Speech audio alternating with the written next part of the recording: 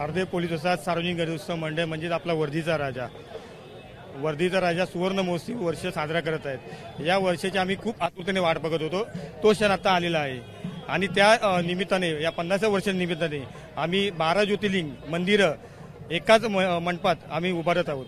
तरी सर्व भाविकांना विनंती आहे की सगळ्यांनी येऊन या दर्शनाचा लाभ घ्यावा।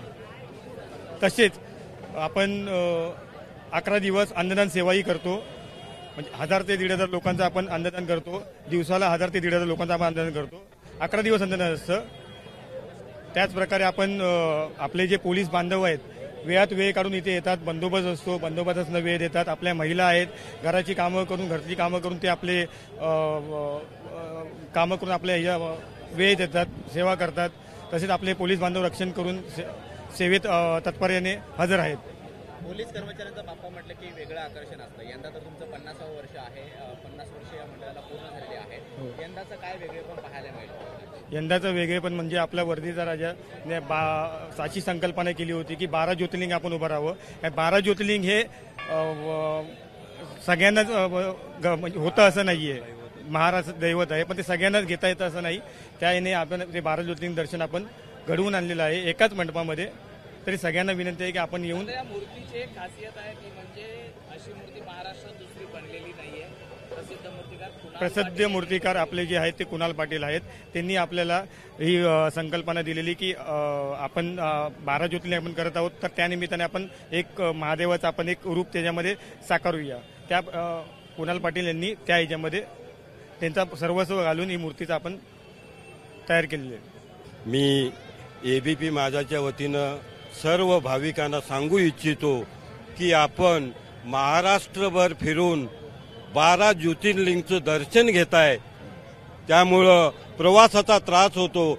आणि जनतेला मी सांगू इच्छितो की आम्ही वर्धीच्या राजाच्या समोर आणि तारदेव पोलीस वसाहत गणेशोत्सव मंडळाच्या वतीनं आणि अध्यक्ष रुपेश चौगले आणि बंटी चौगले यांच्या मार्गदर्शनाखाली हा जो सोहळा राबवला जात आहे।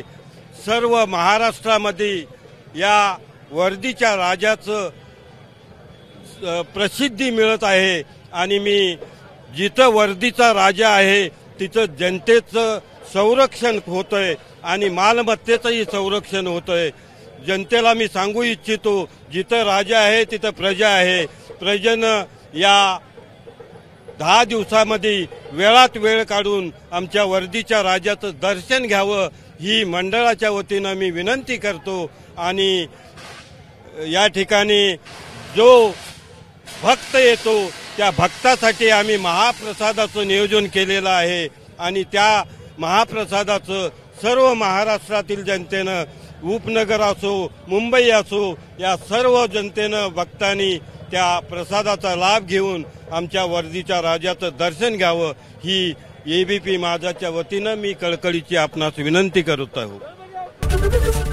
एबीपी माझा, उघडा डोळे बघा नीट।